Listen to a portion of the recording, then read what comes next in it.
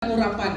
Ya, dua minggu lepas saya sudah sharing dengan kita, walaupun tidak ramai, apa itu urapan. Urapan adalah kemampuan Tuhan bekerja di dalam diri kita untuk mencapai tujuan, supaya kita ini menghasilkan sesuatu dengan luar biasa. Tanpa urapan, saya bagi tahu dengan kamu, tanpa urapan tidak ada sesuatu yang luar biasa yang kamu dapat lakukan.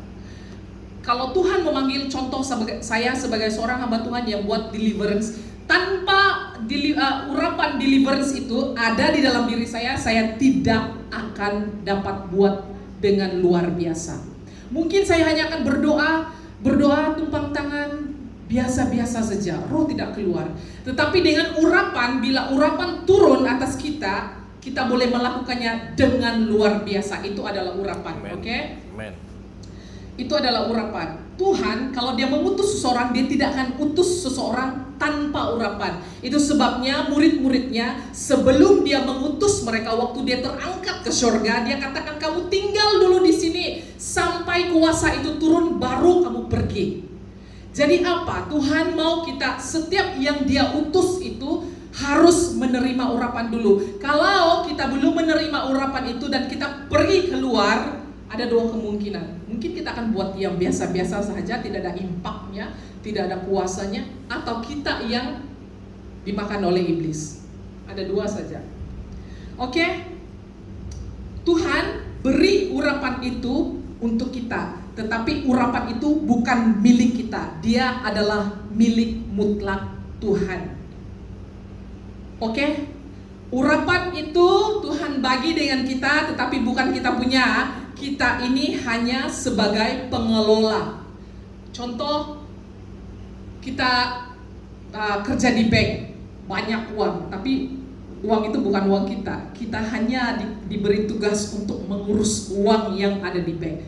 Itu contohnya seperti kita sekarang ini. Tuhan memberi urapan itu sebagai pinjaman kepada kita untuk melakukan pelayanannya. So, jangan salah guna urapan yang Tuhan bagi dengan kita. Oke, di dalam Efesus pasal yang ketiga ayat 20 ini saya recap ya, yang 2 minggu lepas tentang urapan. Menurut kuasa, yang tadi mengatakan menurut kuasanya yang bertindak di dalam diri kita, yaitu kuasa, urapan Tuhan itu dia bertindak di dalam diri kita menurut kuasa Tuhan. Jadi jangan salah guna. Oke, itu adalah urapan. Kenapa kita perlukan urapan di dalam kehidupan seharian kita, atau di dalam pelayanan, atau di dalam apapun yang kita lakukan? Kita perlu. Jadi saya bagi tahu dengan kita di sini kenapa kita perlu itu urapan. Yang pertama, untuk menundukkan kuasa kegelapan yang berperang melawan tujuan dan panggilan Allah dalam hidup kita. Yang pertama. Yang kedua, tujuan urapan itu untuk melaksanakan atau menunaikan tugas yang diberikan oleh Tuhan dan menggerakkan tujuan Tuhan. Jadi Tuhan itu memberi urapan, pinjaman kepada kita, bukan suka-sukanya bagi dengan kita supaya kita suka-suka boleh pakai itu kuasa. No. Ada dua tujuan dia. Satu, untuk kalahkan kuasa kegelapan. Motif pertama Tuhan memberikan urapan kepada kita supaya kita mengalahkan kuasa kegelapan. Tanpa urapan kita tidak boleh kalahkan kuasa kegelapan. Jadi kamu rasa pentingkah tidak urapan ini? Pentingkah? Amen. Penting. Yang kedua, urapan, kenapa urapan ini diperlukan? Untuk memudahkan kita melakukan pekerjaan pelayanan Tuhan. Supaya apa yang dia suruh kita buat itu kita dapat buat. Jadi kamu kena ingat, ada dua perkara ini kenapa kita perlukan urapan. Yang pertama, untuk mengalahkan kuasa kegelapan yang selalu blok jalan kita. Kamu tahu, sebelum hamba Tuhan bernubuat tentang kita, tentang masa depan kita, tentang pelayanan kita, iblis terlebih dahulu sudah melihat apa yang Tuhan rencanakan dalam hidup kamu.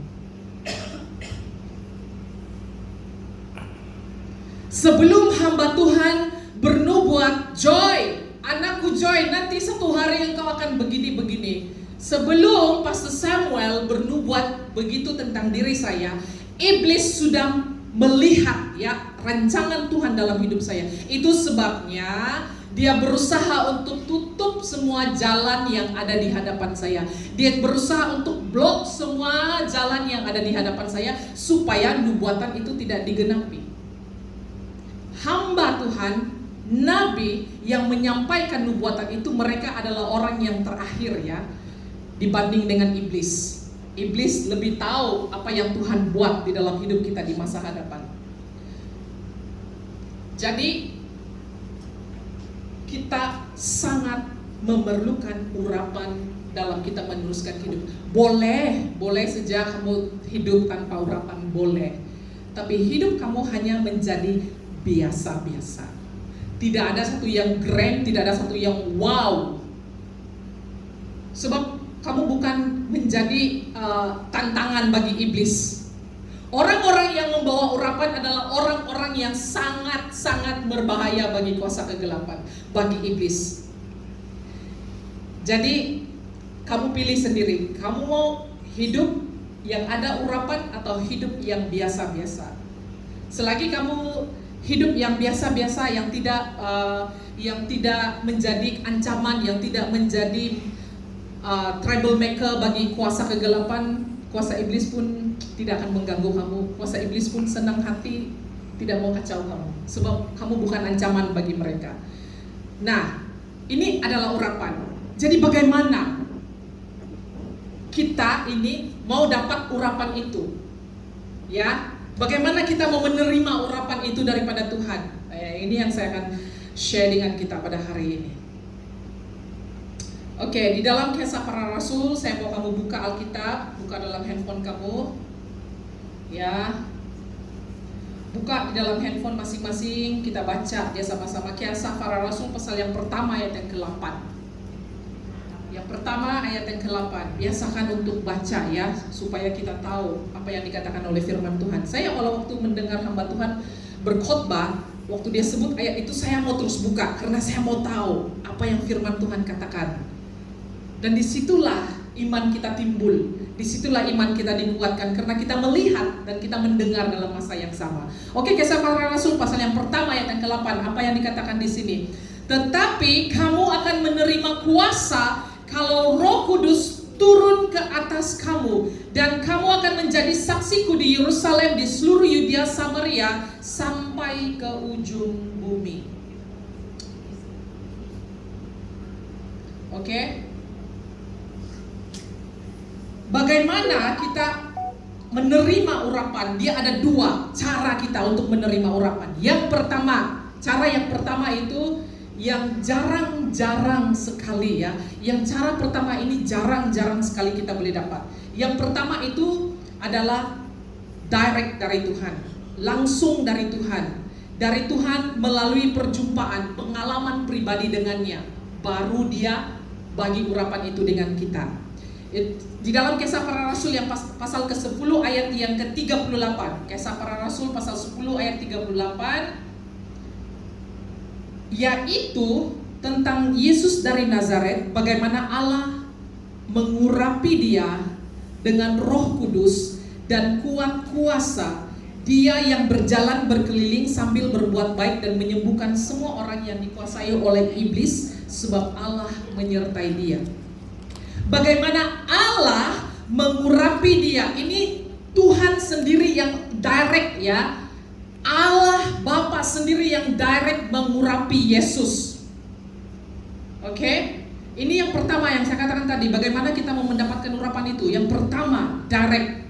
Engkau sendiri mengalami perjumpaan. Engkau sendiri mengalami, ada pengalaman bersama dengan Yesus, bersama dengan Tuhan. Pengalaman pribadimu dengan Tuhan. Dan Tuhan sendiri yang akan direct, langsung, terus mengurapi kamu seperti Tuhan Yesus. Bagaimana Allah mengurapi dia dengan Roh Kudus. Oke, yang kedua, bagaimana kita mau mendapatkan urapan ini? Dengan impartasi dari seorang pembawa urapan. Saya tidak mau katakan ya, saya berani katakan, tidak semua hamba Tuhan adalah yang diurapi. Dan tidak semua hamba Tuhan adalah pembawa urapan. Jadi kamu kena tahu, di zaman kita sekarang ini, karena saya ada bagi dua kamu kunci bagaimana untuk menerima urapan. Pertama tadi direct, langsung dari Tuhan, itu jarang-jarang terjadi. Tapi yang kedua, di zaman kita sekarang ini, kita berada di yang kedua, kunci yang kedua, impartasi dari seorang pembawa urapan yang original, yang tulen, yang benar. Kalau ada yang tulen, ada yang benar, ada yang original, bermaksud ada yang ciplak. Ada yang ciplak, ada urapan yang tidak betul. Di sini yang kita kena hati-hati. Oke, mari kita buka di dalam Matius 25. Saya cepatkan saja. Saya harap kamu paham ya.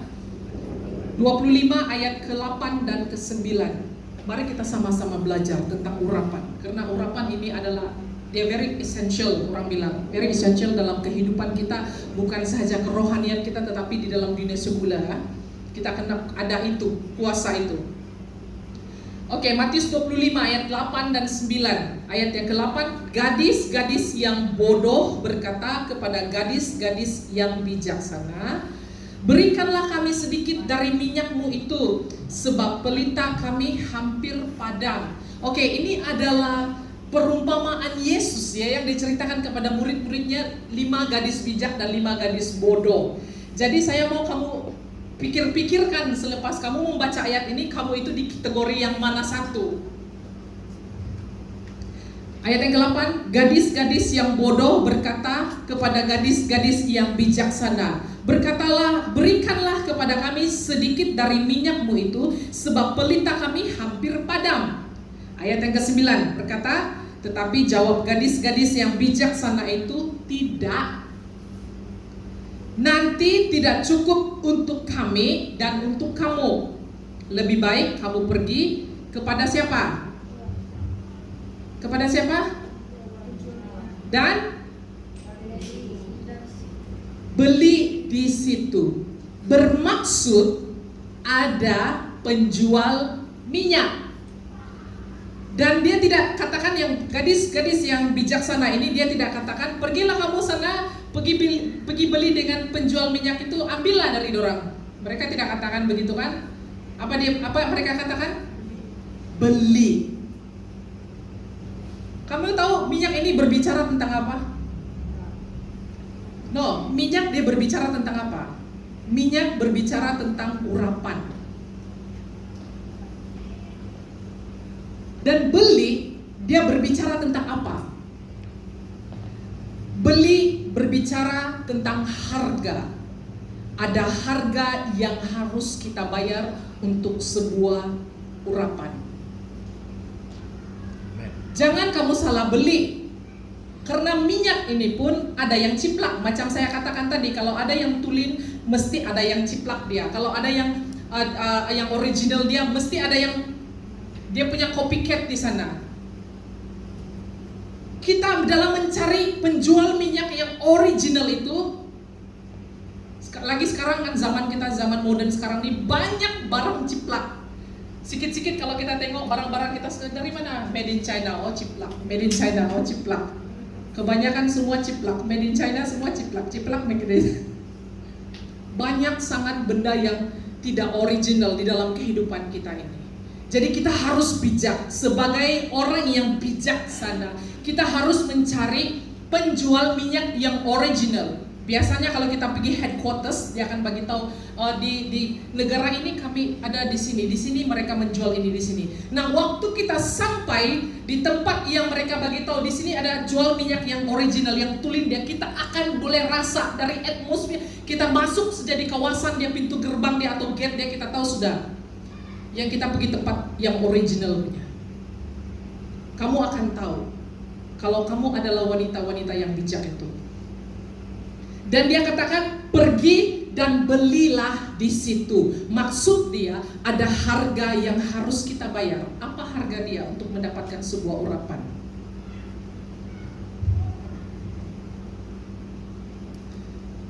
Beli berbicara tentang harga. Kita beli dengan apa? Pertama, dengan kerendahan hati. Di dalam kerajaan surga, dia tidak melibatkan keuangan. Currency dia kerendahan hati. Kamu kena beli minyak urapan itu dengan kerendahan hati. Yang kedua, kamu harus beli dia dengan kepatuhan. Yang ketiga, kamu harus beli dia dengan hunger, dengan kelaparan. Kamu tahu macam mana orang lapar tuh? Sampai sanggup merayu-rayu, bermohon-mohon kalau dia tidak punya, minta dengan orang. Begitulah Tuhan mau kita membayar sebuah harga, sebuah minyak itu dengan kerendahan hati, dengan kepatuhan kita, dan dengan kelaparan, kesungguhan kita mencari dia. Well, urapan tidak murah, urapan ada harga. Tapi apakah kita sanggup bayar harga itu?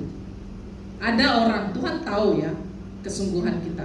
Kita katakan saya mau urapan Tuhan itu. Tapi bila sampai pergi bayar harga dia sudah, kebanyakan dari kita tidak sanggup bayar harga. Walaupun kita lihat secara tulisan begini, saya katakan senarai harga yang harus kamu bayar sepele bagi kamu, macam tidak ada, enteng saja.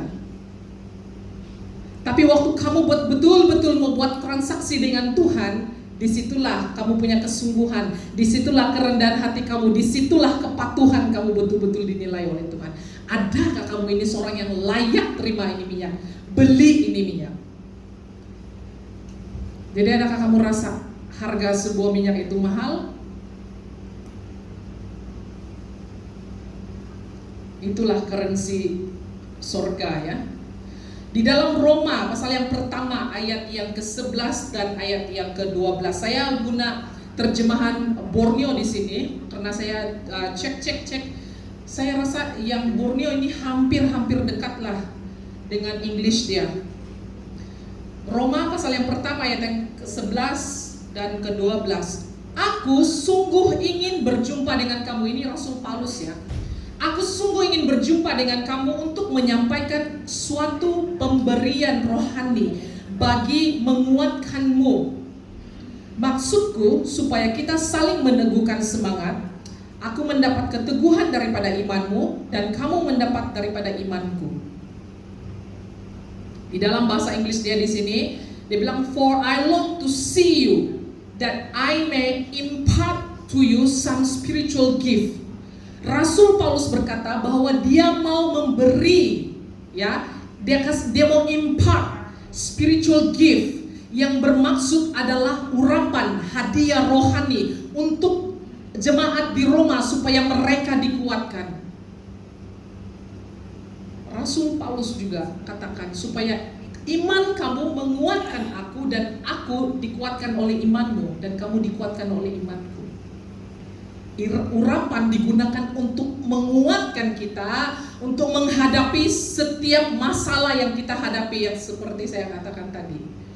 Urapan yang Tuhan bagi dengan kita digunakan untuk melakukan tugas dan panggilan yang Tuhan bagi itu dengan luar biasa. Oke, impartation. Ini ada dua cara tadi saya bilang bagaimana menerima urapan itu.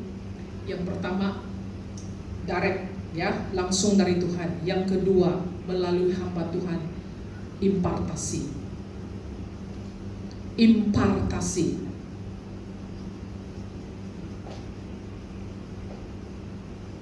Oke. Di dalam Bilangan, saya banyak bagi contoh ayat di sini supaya kita lebih mudah paham dia. Bilangan 27 ayat yang ke-18 sehingga ke-20. Saya guna terjemahan bahasa Indonesia ya. Bilangan 27 ayat yang ke-18 sampai ke-20. Saya baca dengan suara kedengaran. Lalu Tuhan berfirman kepada Musa, ambillah Yosua bin Nun, seorang yang penuh roh, letakkanlah tanganmu di atasnya. Suruhlah ia berdiri di depan Imam Eleazar dan di depan segenap umat, lalu berikanlah kepadanya perintahmu di depan mata mereka itu. Dan berilah dia sebahagian dari kewibawaanmu, supaya segenap umat Israel mendengarkan dia. Kamu tahu urapan ini harus diimpartasi. Tuhan memanggil Musa untuk mengimpartasikan urapannya kepada Yosua supaya bangsa Israel waktu itu akan tunduk dan mendengar nasihat dia. Apa yang ingin dia katakan, apa yang ingin dia sampaikan. Oke, di dalam Ulangan pasal yang ke-34 ayat 9, Ulangan 34 ayat yang ke-9 berkata, dan Yosua bin Nun penuh dengan roh kebijaksanaan, sebab Musa telah meletakkan tangannya ke atasnya. Sebab itu orang Israel mendengarkan dia dan melakukan seperti yang diperintahkan Tuhan. Setelah Musa meletakkan tangan atas kepala Yosua, barulah orang Israel mendengar dia. Selama Musa tidak mengimpartasikan urapan itu atas Yosua, saya percaya bangsa Israel tidak akan mendengar si Yosua.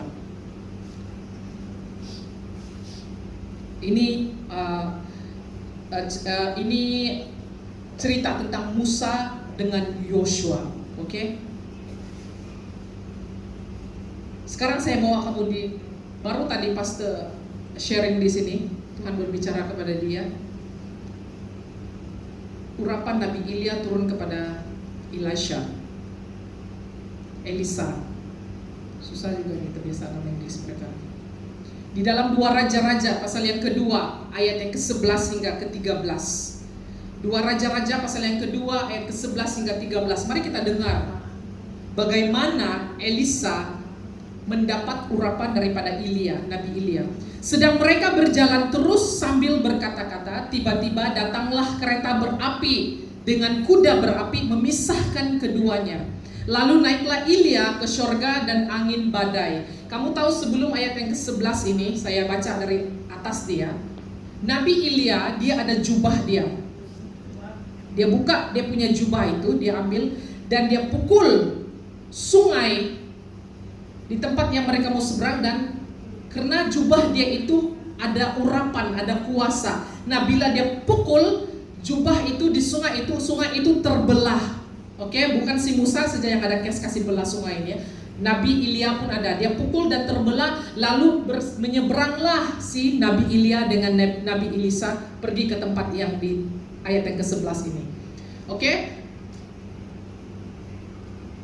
Dan ayat yang ke-12 berkata, ketika Elisa melihat itu, maka berteriaklah ia, Bapakku, Bapakku, kereta Israel dan orang-orangnya yang berkuda. Kemudian tidak dilihatnya lagi, lalu direngutkanlah pakaiannya dan dikoyakkannya menjadi 2 koyakan.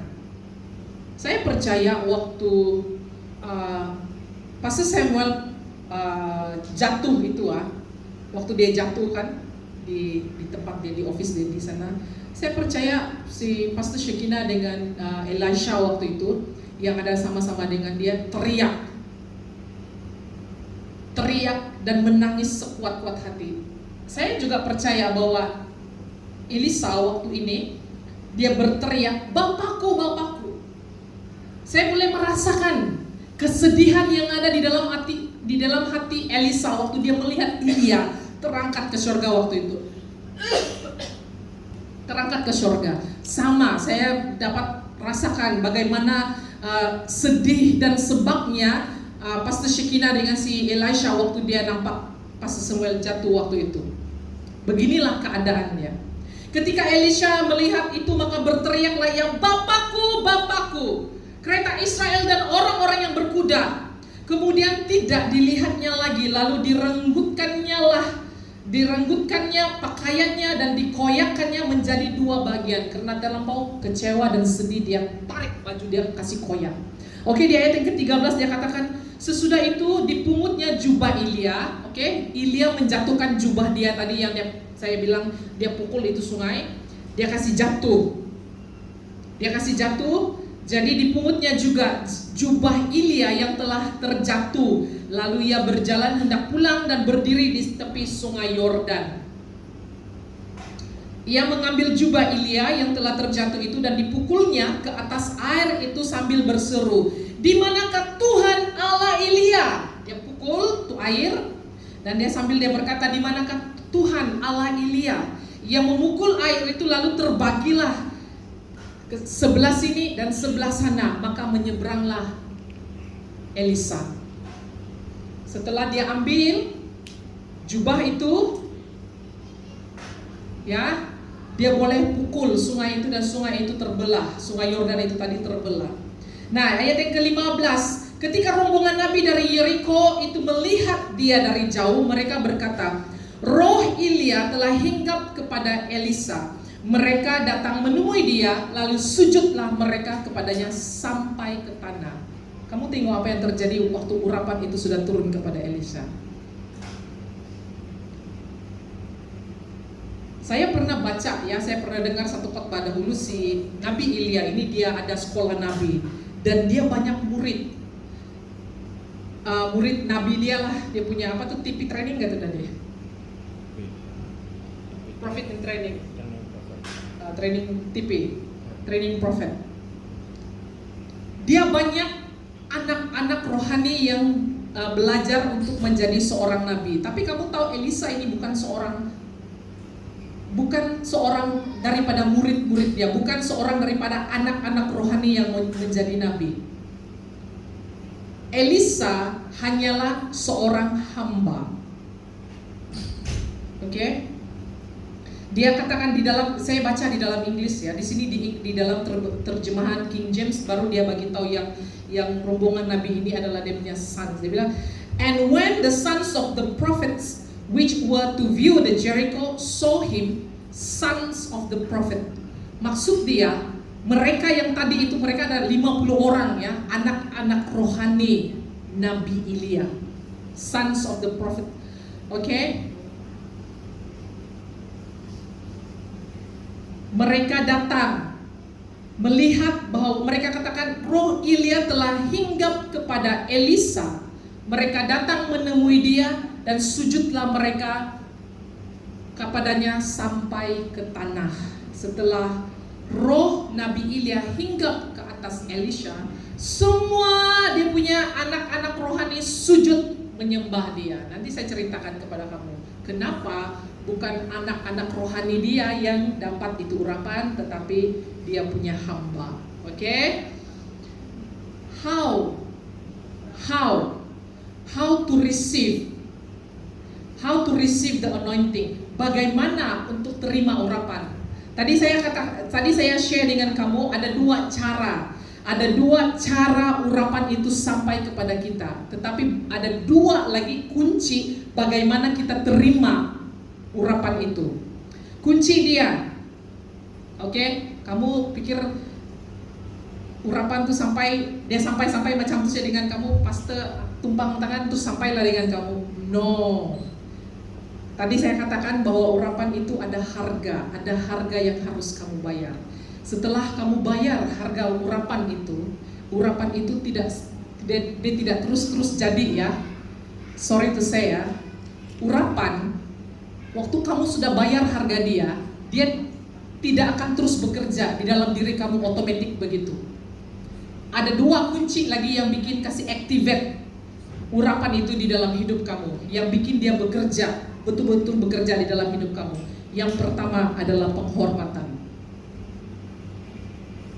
Kamu kena hormat dengan orang yang mengimpartasikan urapan itu atas hidup kamu. Di dalam 2 Raja-Raja pasal yang ke-9 ayat 9 hingga 11 agak panjang sedikit ya pembacaan di sini. Saya akan baca untuk kamu karena ini adalah firman Tuhan ya, harus dideklar. Ayat yang ke-9, maka berjalanlah Raja Israel dan Raja Yehuda dan Raja Edom. Tetapi sesudah mereka berkeliling 7 hari perjalanan jauhnya, mereka tidak mendapat air untuk tentara dan untuk hewan yang mengikuti mereka. Lalu berkatalah Raja Israel, wahai Tuhan telah memanggil ketiga raja ini untuk menyerahkan mereka ke dalam tangan Moab. Tetapi bertanyalah Yosafat, tidak adakah di sini seorang nabi Tuhan supaya dengan perantaraannya kita meminta petunjuk Tuhan? Lalu salah seorang pegawai Raja Israel menjawab, katanya, di sini ada Elisha bin Safat yang dulu melayani Elia. Kenapa dia tidak katakan anak the sons of the prophet? Tapi dia katakan Elisa bin Safat yang dulu melayani Tuhan. Dia tidak katakan anak rohani. Kamu tahu kenapa? Karena si Elisa ini bukanlah anak rohani Nabi Ilya, tetapi dia adalah hamba kepada Nabi Ilya. Kenapa bukan anak rohani dia yang dapat itu urapan? Ini yang saya katakan dengan kamu tadi. Kenapa Tuhan tidak pilih anak rohani dia yang dia ajar hari-hari mendapat itu urapan? Karena kebanyakan orang, bila dia sudah rapat, terlalu rapat dengan seseorang, dengan hamba Tuhan, dengan pembawa urapan itu, dia akan melihat, si Pastor Jipa, biasa-biasa saja dia tuh. Atau dia melihat, Pastor Jipa nih, saya tahu bah kelemahan Pastor Jipa itu apa semua. Kita menjadi terlalu familiar, kita menjadi terlalu biasa dengan orang, sehingga Tuhan sendiri melihat karakter kita, perbuatan kita. Karena ini urapan yang saya katakan ini, dia datang melalui impartasi. Sudah diimpartasi, dia tidak akan terus diactivate. Kamu harus membayar harga dia tuh, harga dia tadi. Dan kunci untuk kasih activate urapan dalam hidup kamu adalah penghormatan. Selama kamu tidak menghormati hamba Tuhan yang pembawa urapan ini, I sorry to say, urapan itu tidak akan turun. Boleh 10 kali, 100 kali hamba Tuhan tumpang tangan atas kamu, it will mean nothing to you kalau tidak ada penghormatan kepada hamba Tuhan yang layak untuk menerima penghormatan dari kamu. Karena kadang-kadang kita nih kan, macam saya lah, contoh saya lah kan, rapat dengan Pastor Jipa, istri Pastor Jipa lagi. Kadang-kadang saya boleh hilang rasa hormat dengan pastor. Dan bila saya sedar itu, karena di dalam selama saya bernikah dengan Pastor Jipa, saya study juga perjalanan hidup saya study juga saya punya pelayanan. Bagaimana Tuhan bekerja di dalam hidup saya apabila saya melanggar satu perintah Tuhan. Satu kali, saya tidak tahu, saya banyak kali saya sudah bagi tahu dengan kamu ini. Karena saya ini dulu selalu lawan pastor. Sampai saya pernah cakap begini dengan Tuhan. Tuhan, sekalipun dia itu hambamu, tapi dia ini suami saya. Tidak semua apa yang dia buat itu betul. Sampai Tuhan katakan begini dengan saya, kamu mau coba? Kau mau coba? Kau cobalah. Dan ada satu masa Tuhan memperlihatkan bahwa di antara saya dengan pastor itu ada api yang memisahkan saya dengan pastor. Dan kata Tuhan, jangan coba-coba untuk melangkah. The moment saya pergi langkah, api antara saya dengan pastor itu, saya akan hangus terbakar. Saya akan terbakar. Dan dari sana kamu tahu, tidak juga saya mau katakan yang saya tidak lawan pastor, saya lawan juga. Tapi dia akan berakhir, sekalipun apa yang saya pikirkan itu betul, cara yang saya punya pikiran itu betul, pastor punya itu salah, pastor punya itu ketinggalan zaman apa semua, kamu tahu di ujungnya nanti yang pastor punya yang selalu betul. Macam Tuhan membiarkan saya membuat eksperimen itu. Tuhan kasih nampak saya sendiri bagaimana kuasa Tuhan itu sendiri. Penghormatan. Kamu tahu kenapa urapan susah mau turun dengan kita? Bila kita terlalu menjadi familiar dengan pembawa urapan. Kita tahu kelemahan dia, kita tahu keburukan dia, kita tahu kekurangan dia. Sampai tidak ada penghormatan lagi di dalam diri kita terhadap orang itu. Kunci pertama kasih activate itu urapan adalah penghormatan.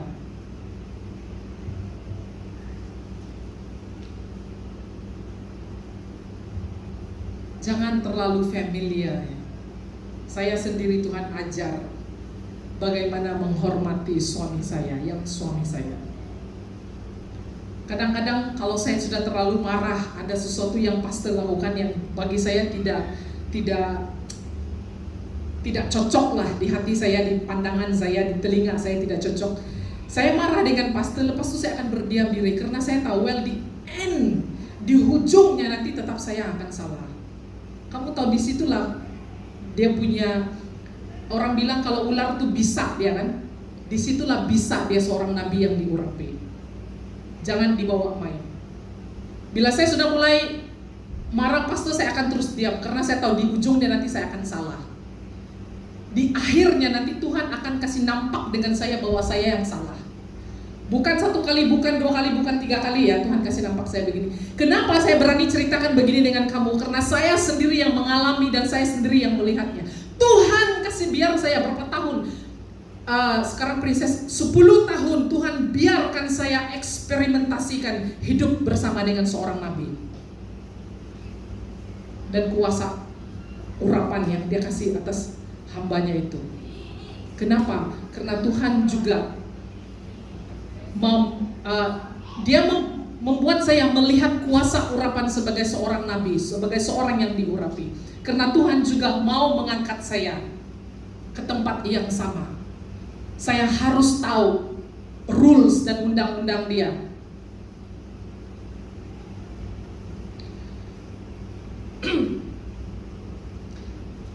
Tidak menghormati, memburuk-burukan, melawan nabimu itu akan hanya menghancurkan kamu. Saya bagi tahu. Ini saya tidak perlu explain terlalu banyak dengan kita karena kamu sendiri melihat berapa banyak orang datang, berapa banyak orang keluar. Saya bagi tahu dengan kamu ya. Pertama, waktu kita menubuhkan RKC ini, saya tidak perlu ambil contoh jauh. Kita pakai di gereja kita saja.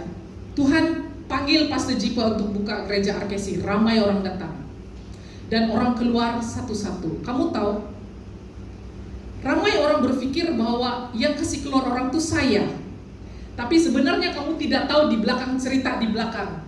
Saya yang banyak bergumul dan marah dengan pastor. Jangan biarkan mereka pergi, jangan biarkan mereka pergi. Tapi pastor tidak boleh buat apa-apa karena Tuhan sendiri yang hantar mereka keluar. Lebih baik orang itu keluar daripada RKC, daripada dia terus tinggal di sini dan mengatakan sesuatu yang tidak baik tentang pastor, tentang gereja ini, karena di ujung dia nanti dia akan dikutuk. Sudah saya katakan dengan kamu, RKC ada 2, dia jalan seiringan, berkat dengan kutuk. Kamu mau tetap tinggal di RKC, kamu akan ada 2 pilihan, kamu diberkati atau kamu dikutuk. Itu sebabnya kalau kamu melihat RKC tidak pernah bertambah dia punya jemaat dia di sini, karena Tuhan melihat, Tuhan tidak mau anak-anaknya dikutuk.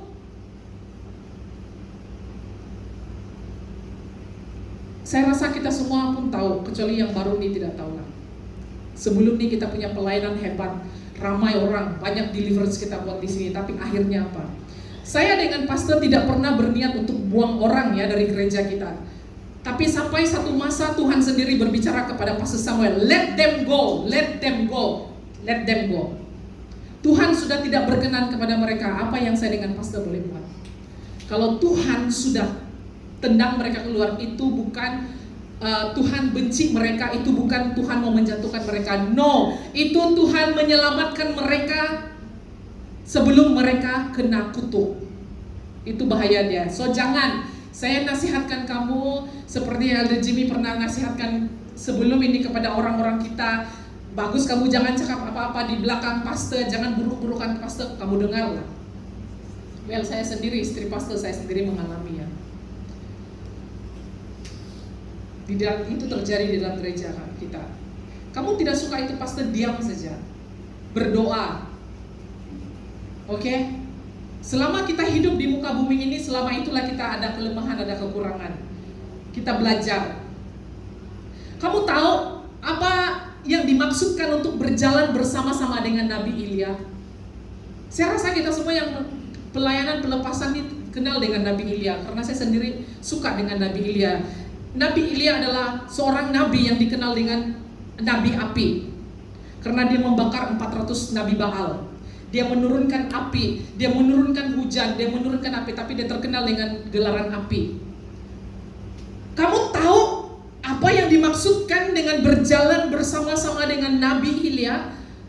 Kamu tahu Nabi Ilya itu dia jenis orangnya yang macam mana?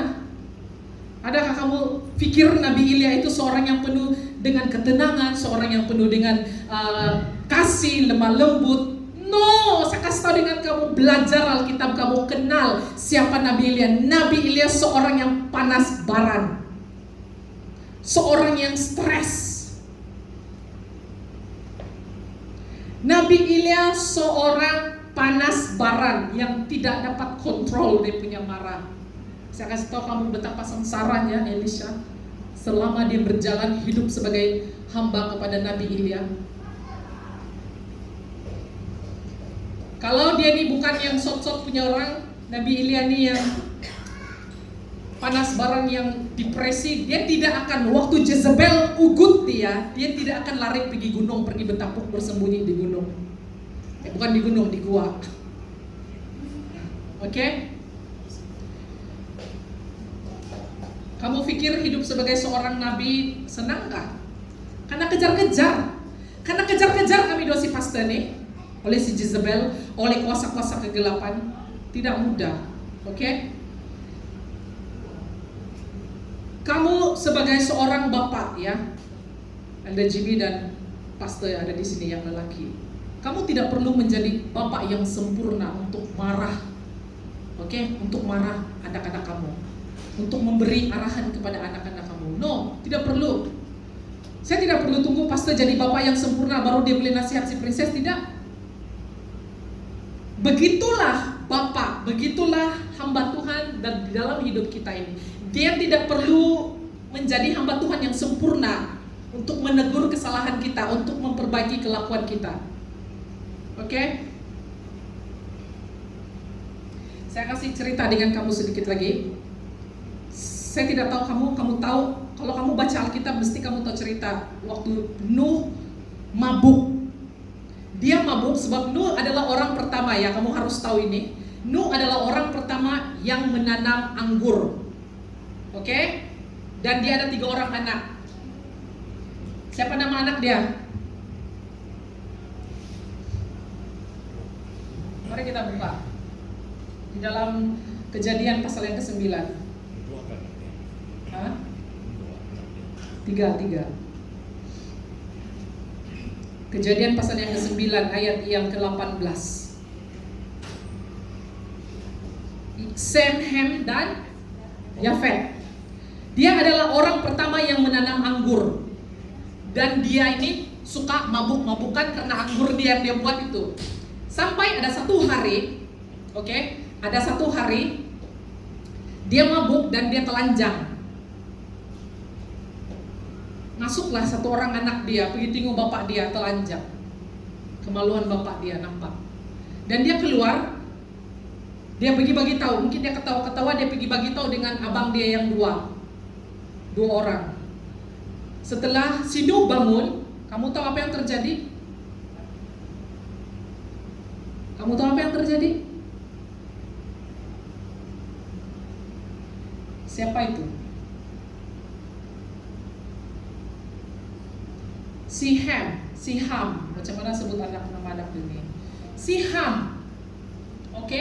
Karena si Ham ini melihat kemaluan bapak dia menjadi hamba kepada anak yang 2 orang lagi. Yang 2 orang ini bapak dia si Nuh berkati. Kamu tengok kuasa hamba Tuhan yang diurapi. Dia boleh memberkati kamu, dia boleh mengutuk kamu. Sewaktu kamu memberi penghormatan kepada hamba Tuhan yang ada dengan kamu, dia akan memberkati kamu. Tetapi sewaktu kamu buat sesuatu yang tidak baik, waktu dia melepaskan kata-kata kutuk, Tuhan dengar, itu bahaya dia. Dengan hamba Tuhan yang diurapi ini, jangan main-main.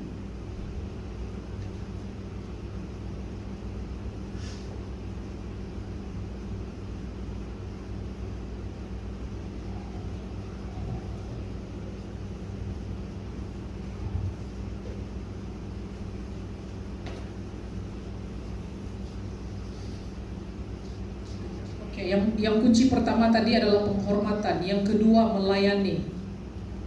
Yang si Elisha ini adalah melayani. Dia menghormati Nabi Ilya, dia melayani Nabi Ilya.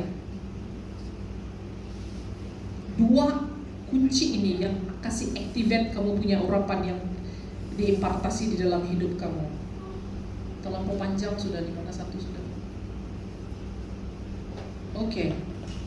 Di dalam Samuel pasal yang ke-10 ayat yang pertama saya baca ya, kamu dengar. Lalu Samuel mengambil buli-buli berisi minyak, dituangnyalah ke atas kepala Saul. Ini Samuel mengurapi Saul. Diciumnyalah dia sambil berkata, bukankah Tuhan telah mengurapi engkau menjadi raja atas umatnya Israel? Engkau akan memegang tampuk pemerintahan atas umat Tuhan, dan engkau akan menyelamatkannya dari tangan musuh-musuh di sekitarnya.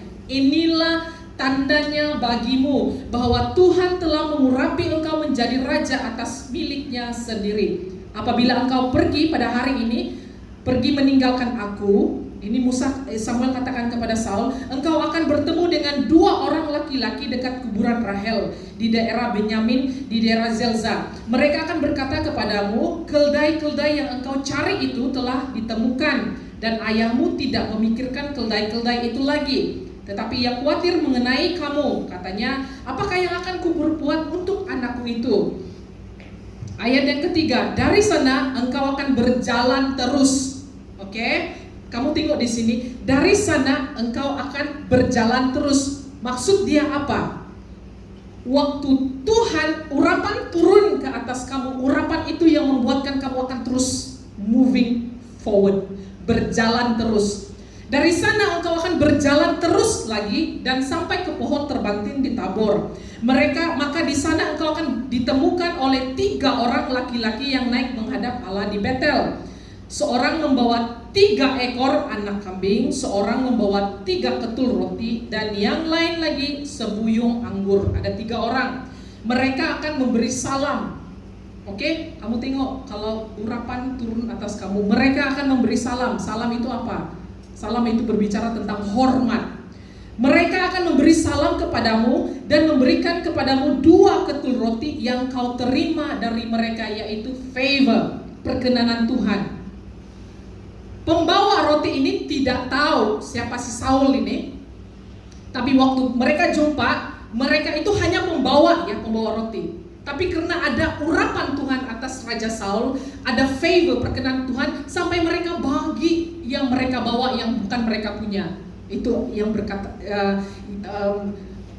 berbicara tentang favor, berbicara tentang perkenanan Tuhan.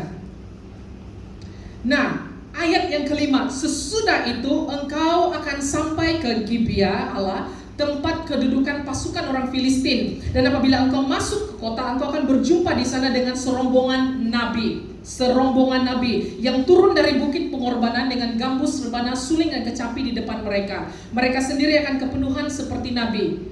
Apa ini? Apa maksudnya di sini? Raja Saul, ya, si Saul akan bertemu dengan serombongan nabi. Setelah engkau menerima urapan, engkau harus hidup berada di kawanan yang benar dan tepat, serombongan nabi. Karena disitulah Tuhan akan kasih activate kau punya urapan untuk melakukan pekerjaan dia bersama-sama dengan hamba-hamba, bersama-sama dengan nabi-nabi Tuhan. Maka roh Tuhan akan berkuasa atasmu. Ayat yang ke-6 dia katakan, maka roh Tuhan akan berkuasa atasmu, engkau akan kepenuhan bersama-sama dengan mereka dan berubah menjadi manusia lain. Ayat yang ke-7, apabila tanda-tanda ini terjadi kepadamu, lakukanlah apa yang terdapat di dalam tanganmu, sebab Allah menyertai engkau. Engkau akan harus ke Gilgal mendahului aku, dan camkanlah aku akan datang kepadamu dan mempersembahkan korban bakaran, korban keselamatan. Engkau harus menunggu 7 hari lamanya sampai aku datang kepadamu dan memberitahukan kepadamu apa yang harus kau lakukan. Sedang dia berpaling untuk pergi meninggalkan Samuel, maka Allah mengubah hatinya menjadi lain, dan segala tanda-tanda yang tersebut itu terjadi bila hari itu juga. Semua banyak bergantung kepada diri kita. Selepas terima urapan, saya sudah hampir habis ya, selesai sudah. Setelah kita terima urapan, kita harus menerima kasih karunia Tuhan untuk melakukan pekerjaan apa yang Tuhan perintahkan untuk kita lakukan. Saya bagi tahu dengan kita semua ya. Setelah kita diurapi, saya tahu kebanyakan kita sudah diurapi di sini. Dan urapan itu banyak bergantung kepada apa panggilan kita dan kerja yang Tuhan, pelayanan yang Tuhan berikan kepada kita. Tetapi setelah kita menerima urapan itu, tidak semestinya dia terus jadi pada hari itu dan hidup kita menjadi senang. No. Waktu Pastor Samuel sebelum dia dipanggil Tuhan mengatakan bahwa RKC adalah gereja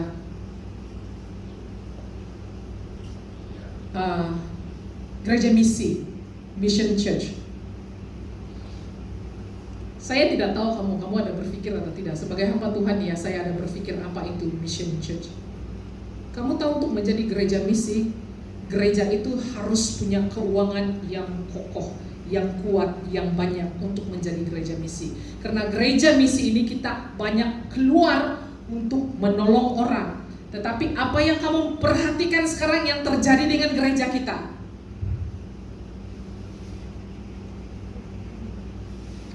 Kalau sebelum ini kamu mendengar nubuatan tentang diri kamu bahwa Tuhan akan memberkati kamu, kamu akan ada ini bisnis, kamu akan melakukan ini, kamu akan melakukan ini. Tetapi apa yang terjadi selepas nubuatan itu? 180 derajat berpusing daripada nubuatan itu. Kenapa?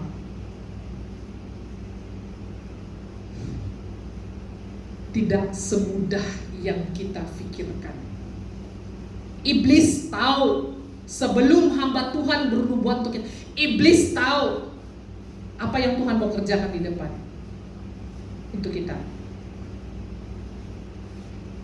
Tapi di dalam semuanya itu Tuhan mau sebelum dia mengisi sesuatu yang baru yang dari dia. Saya ada terdengar kata-kata seperti ini. RKC sudah tidak ada harapan. Siapa cakap? Itu kata-kata dia, bukan kata-kata Tuhan tentang RKC. RKC sudah tidak ada harapan. RKC sudah mau mati. No, saya katakan waktu pastor ceritakan itu dengan saya. No, saya katakan itu kata siapa? Tuhan tidak katakan RKC akan mati. Kenapa saya harus mendengar tuh RKC akan mati? Kenapalah sekalipun hanya tinggal saya dengan pastor di gereja ini, saya tidak akan katakan RKC akan mati karena saya tahu setiap cabaran, setiap cobaan yang kita hadapi itu adalah promosi Tuhan untuk kita. Saya kasih tahu dengan kamu, waktu Tuhan mau mengangkat kita menjadi gereja misi, tidak semudah seperti yang kita sangkakan.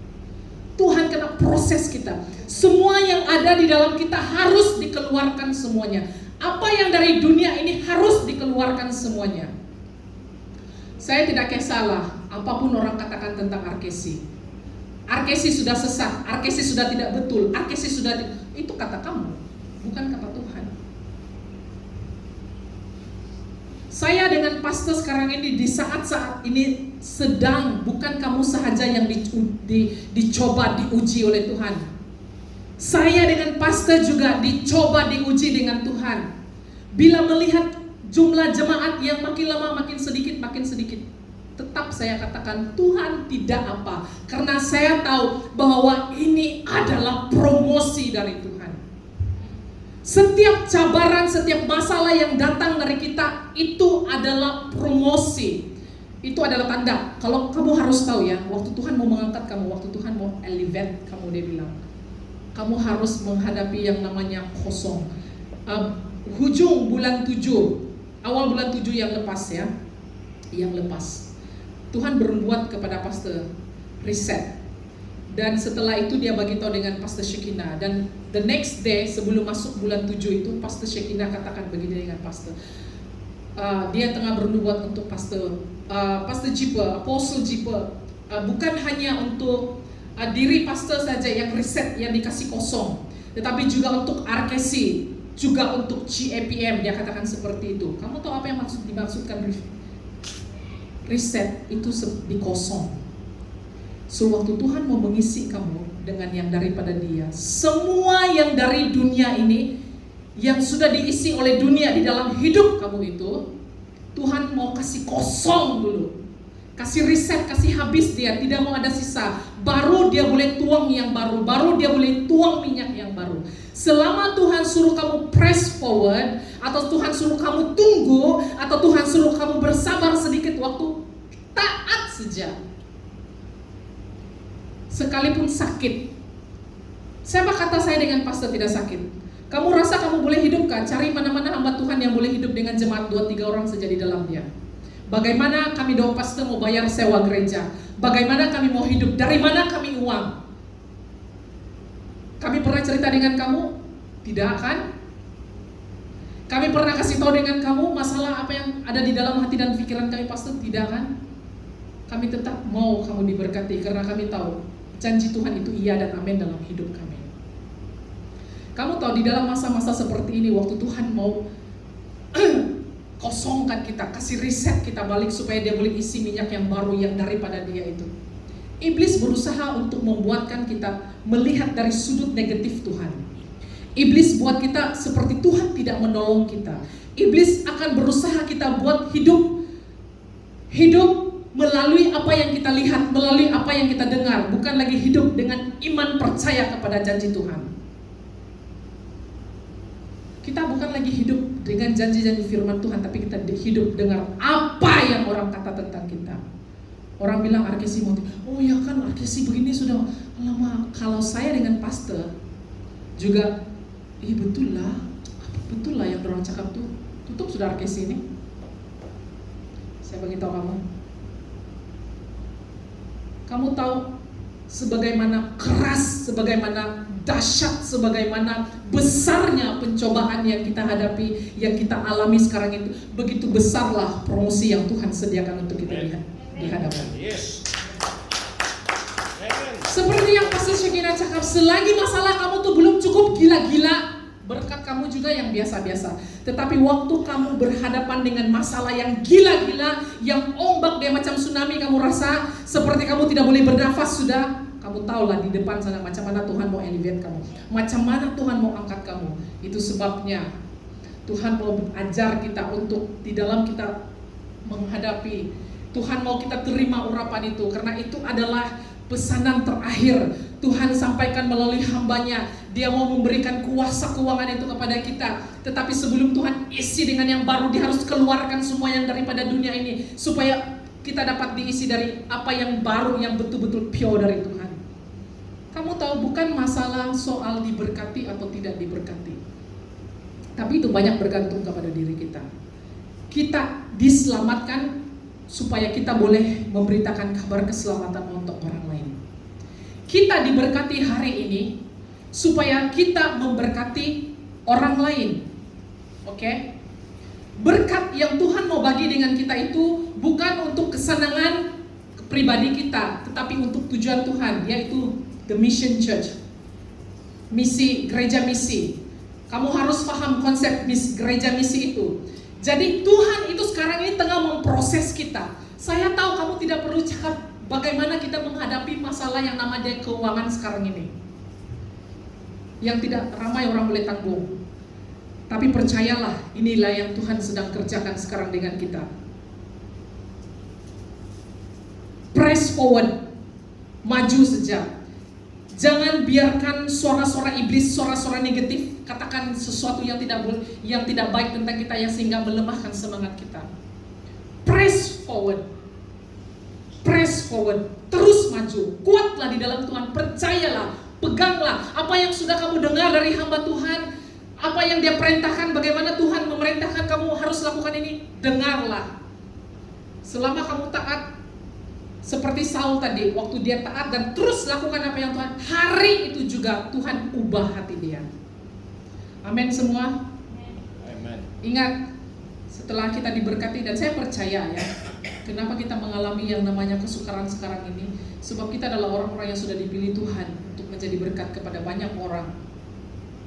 Ya, apa yang kita alami sekarang ini, apa yang kita alami saat ini, pencobaan, cabaran, kesusahan yang gila-gila kita alami sekarang ini, ya Tuhan tahu kita akan menolong ramai orang nanti, sebab dia pilih kita. Tuhan, God want to promote you. Dia akan promosi kita. Untuk apa? Untuk menolong orang yang lain. Ada juga saya katakan, dunia pun boleh senang Pak Pastor. Kenapa orang dunia lagi senang cepat dapat uang daripada kita? Kamu tahu apa yang diberikan oleh dunia tidak sama diberi dengan Tuhan. Sekalipun kamu maju jual dadah kata saya. Jual dadah, kamu cepat. Saya bagi tahu dengan kamu tidak akan senang tidur. Kamu mau yang mana? Kamu dapat uang tapi hidup kamu huru hara, tidak tentram, tidak tenang, tidak boleh tidur malam, atau kamu dapat berkat dari Tuhan, kamu penuh dengan sukacita, damai sejahtera, malam pun tidur selesa, nyaman, nyenyak, tapi kamu kena tunggu sedikit waktu. Ada proses. Pilih, ada dua. Di Arkes ini dua saja, hitam putih, berkat kutuk, kejayaan, kegagalan. Itu saja kamu pilih. Semua dalam dunia ini dua saja. Pilih, kamu pilihlah hidup atau berkat, hidup atau kutuk, pilih saja. Tapi bilang Nabi Yosua katakan, aku dan seisi rumahku memilih untuk menyembah Tuhan. Haleluya. Mari saya ajak kita semua bangkit berdiri. Saya minta Pastor Jipa, pilihlah kehidupan, pilihlah berkat, jangan pilih kutuk. Press forward, terus maju, terus menyembah Tuhan, puji Tuhan. Di dalam kesesakan seperti ini kita tetap puji Tuhan. Haleluya. Ingat saja ya, waktu kita menghadapi masalah, Tuhan mau promote kita. Nanti kita sudah diberkati, kamu percayalah, kalau Tuhan mau promote lagi, kamu akan menghadapi masalah yang lebih gila-gila lagi.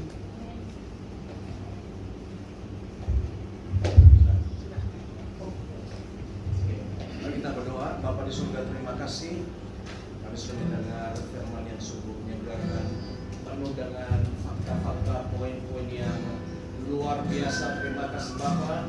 Walaupun mungkin secara manusia, secara daging kami begitu lemah Tuhan, tetapi kami dapat merasakan begitu tajam, begitu luar biasa, karena kami tahu bahwa Tuhan yang berbicara kepada kami. Dan tolong kami Tuhan, supaya kami akan ingat itu simpel saja, hanya ada dua, berkat atau kutuk. Kami mau mentaati atau menolak, tetapi dalam dunia ini Tuhan, Bapa, kami mau menjadi orang yang bijak. Kami tidak mau menjadi orang yang bodoh, sama seperti 10 wanita yang ada yang bijak dan ada yang bodoh. Tuhan, kami berdoa, kami pilih mau menjadi bijak, supaya bukan saja kami maju, tapi kami juga dipakai Tuhan untuk menolong orang lain, menolong keluarga kami, menolong bangsa kami. Terima kasih Bapak, terima kasih. Haleluya, di dalam nama Tuhan Yesus kami berdoa mengucap syukur. Haleluya. Amin, amin, amin. Oke, puji Tuhan.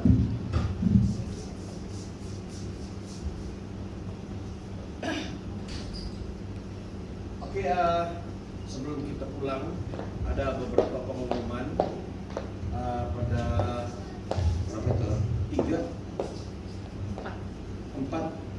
3 hingga 4 kita ada retreat ya. Jadi itu adalah khusus untuk Arkesi, dan saya sangat menggalakkanlah ambil masa cuti ya, tidak lama juga 1 malam saja, tapi itulah jarang kita tidur satu rumah kan. Tapi rumah sedang tidak cukup, jadi kita akan mau pinjam itu kemah si Nolin kalau masih adalah ya. Cukup berapa orang itu skema itu berbuat? Besar kan? Tapi kalau jenis yang itu boleh 8 orang. 8 orang ya? 2 kan? Ya. Oke, kalau mau perlu lagi beli. Tapi kena buat kita. Tapi saya ada satu sekian 6 orang. Oh, tidak pasti buat di keras saja lah. Tapi di bawah dia ada lapis kan? Biasa. Oke, jadi kita mau enjoy selama ini kita di rumah saja siap-siapkan, tapi kali ini kita mau pergi tidur dengan nyamuk. Ayo bawa racun nyamuk. Oke, itu satu. Dan setiap Selasa kita ada doa ya. Saya menggalakkan kamu ikut ya. Selasa 5:30 ya, tapi di situ ada 2 kali khotbah sharing. dan ada sesi untuk pernubuatan. Itu saya mau kamu dengar ya. Karena banyak nubuatan digenapi. Oke, percaya dia punya pengeras, dia punya syarat itu kok percaya. Percaya, jangan yang ragu-ragu ya. Oke, itu dan saya rasa sampai itu saja. Ada apa-apa lagi? Mau tambah yang lain? Oke, tidak. Juga kita memberitahu bahwa pada hari Sabtu jam 3 ada sekolah minggu, Sunday School. Di sini dekat saja Taman Mulik dari gereja bahasa Inggris Cina. Ya, jadi kalau ada yang anak-anak mau pergi macam si El, Daniel, Pawi boleh gitu. Boleh. Pawi, di sana semua mereka bagus terbuka. Jadi kalau kita di sini tidak sekolah minggu kan, sekarang kurang di sana anak-anak ini boleh ada mereka dan mereka belajar Alkitab, belajar English juga. Ya. Oke, mari kita bangkit berdiri dan saya pimpin di dalam doa. Haleluya. Bapak di surga, terima kasih. Sebentar nanti kami mau menjalankan kutipan persembahan. Tuhan, berapapun yang kami ada, kami percaya Tuhan akan memberi yang quality yang tinggi Tuhan. Terima kasih Tuhan, kami mau kembali kepada seperti Arkesi yang mula-mula. Tuhan terus berbicara dan Tuhan akan melakukan lebih besar lagi perkara-perkara yang ajaib di tempat ini. Dan terima kasih Bapak, dan nanti selepas itu Tuhan kami pulang, Tuhan menyertai kami, menjaga, memelihara kami sampai kami bersama-sama bertemu di dalam doa pagi pada Selasa, hari Selasa pagi 5:30, dan juga ketika di dalam retreat kami. Terima kasih Bapak, dalam nama Tuhan Yesus kami berdoa. Haleluya. Amin, amin, amin. Oke, jadi sementara kutipan persembahan dijalankan, saya rasa yang pengumuman yang lain, jangan tawar hati ya. Dalam keadaan begini kita datang saja, datang saja pada Tuhan ya. Kamu bukan datang kepada manusia, kamu datang kepada Tuhan. Dan saya percaya satu hari Tuhan akan memberkati kamu dengan dahsyat dan luar biasa. Amin. Amin. Puji Tuhan. Terima kasih kesetiaan kamu, terima kasih ketahanan kamu duduk mendengar khotbah. Ya, kalau kita boleh tahan tengok wayang, tengok TV, kenapa kita tidak boleh bertahan mendengar firman Tuhan? Oke, tadi sudah doa penutupan kan? Ya, sudah doa penutupan. Oke, ibadah sudah selesai di sini. Terima kasih, jumpa lagi. Ya. Oke, puji Tuhan. Ini adalah rumah Bapa kita. Beri kemuliaan kepada Tuhan. Haleluya, haleluya. Jumpa. Ada hari Minggu lagi nggak? Atau retreat sudah minggu depan? Retreat sudah minggu depan. Oh, retreat ya. Oke, nanti tengok di WhatsApp lah, nanti ada apa-apa yang perlu dibawa, yang ibu-ibu. Collection. Sudah. Oh, collection. 50 gitu. Ah. Mau beli barang lagi. Nanti lah. Kau yang. Kan di grup kan. Ya. Saya mau di grup lah. Iya, mau beli barang lagi. Oke, collection.